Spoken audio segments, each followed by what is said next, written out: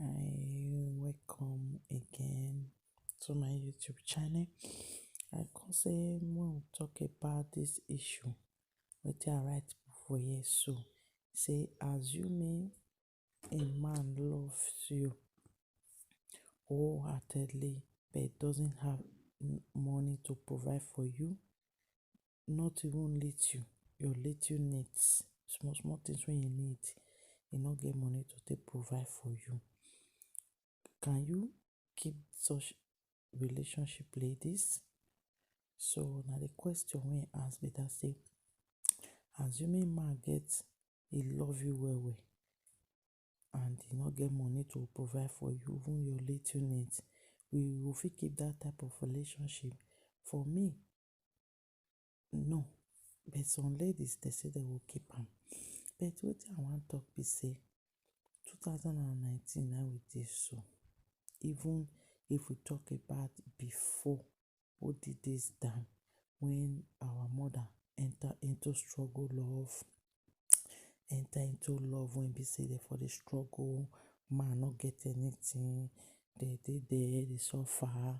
At the end, make we check am as many of dem take come out from the relationship, struggle, many of dem die of sickness, many of dem go take children take pack themselves, dem no fit take care of themselves, dem no fit live their best life, they just be sacrificial lamb, working for a man. Some of the men no dey work then, some dey work, but the strength wey the women dey apply e come pass some of the men own.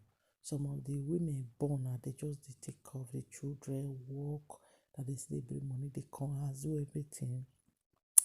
So for me, I no go advise any woman make e enter into struggle love wey be say man no dey give you minimum thing wey man suppose to give, suppose to take care of woman.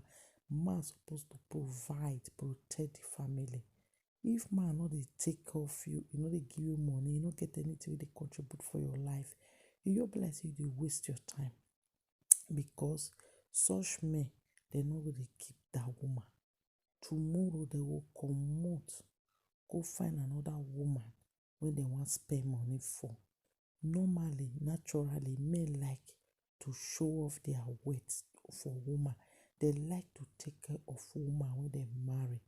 If you allow them, you give them that chance to take go look for work, no be engage them for relationship when you know say they no get money, they no get work, they no get something to take care of you. At the end, if you choose as a woman to carry this relationship for your head, dey do everything for this man, know say for your mind say na another woman husband na you dey take care of. Another woman husband na you dey take care of, no be your husband be that. Because naturally when those men go don gather themselves, they don dey okay, they will go find woman wey they will take care of, woman wey they will be man for where e dey, for where dem dey. They will be man of the house, the woman will be woman.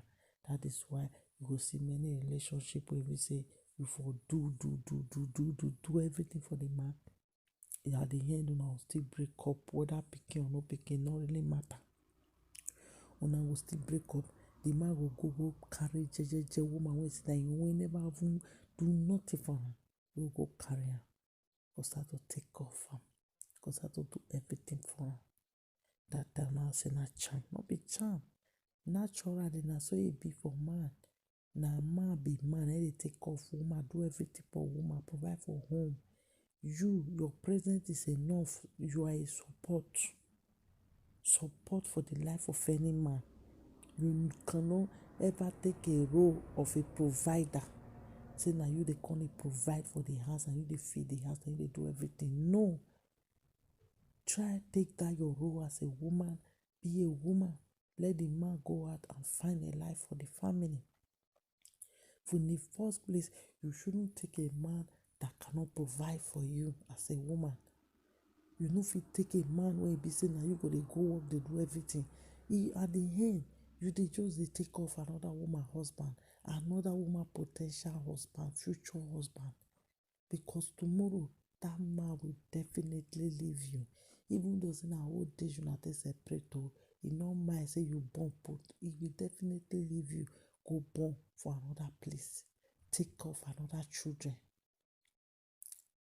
It's better if you want to date a man, you date a man that is contributing financially in your life. Make e dey hit am for pocket. You go see as e go value you. Man wey dey bring money come out, e take care of you, e strive to work very hard to keep you. Because as a woman, wetin you dey say woman na ashawo, yes, wetin woman dey sell na that body, but if you dey sell am for one man, you don ready to settle down, give am to one man, you make sure say the man pay for it. No be say you go still carry that thing give one man, the man go sit down lazily for house, na you go dey feed am, na you go dey cloth am, na you go dey do everything for am.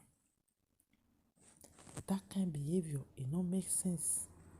If you dey practice am, you believe say nothing dey happen, at the end something go happen. Man no fit provide even minimum few small thing for you. That one no be man, no be husband material be that. Na work that man suppose to go find, no be relationship. But many of una girls na hijack the man, carry am enter house, dey feed am, dey buy am cloth, dey do everything for am, dey pay for rent. At the end, when that man e go gather money, you know why? Because e no dey pay for rent, e no dey pay for food, e no dey pay for wetin e suppose to dey pay for. So e go fit gather money quick before you and go look for woman wey sit down im home, wey no get anything to offer. Na so men be.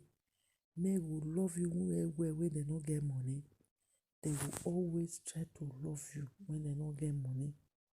That is when dem dey show love, because naturally men no get love. If dem no get money, you go see their love say, I love you, I love you. When money enter their hand, then na you go know say love no dey. Wetin be this love? Na be money. Take off yourself, take off your home. This money is stop bullshit. E stop a lot of nonsense. If you still be woman, you dey think say if I wan come marry now, I go go marry rich man. The rich man no go love me, the rich man no go take care of me. My sister, something still wrong with your brain. That your brain, you have to find something take hook am come out, wash and put am back.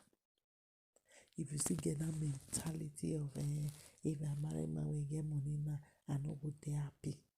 Wetin happen to your happiness wey your mama and papa show you? Wetin happen to your self-love? No, you don't forget Nana. Your own you like poverty, you like suffer. I know say many of una don too suffer, don too stay for poverty for Africa, but or wherever you dey, but there is time you have to settle for the best. You have to think for the best for yourself. No be every time poverty no do now they take am, they find it go. Man go marry woman go marry man wey get money, he go dey find man wey poor wey wan go settle down with, because they don't program una put for like that. Many of una, they don't program una to fail in life.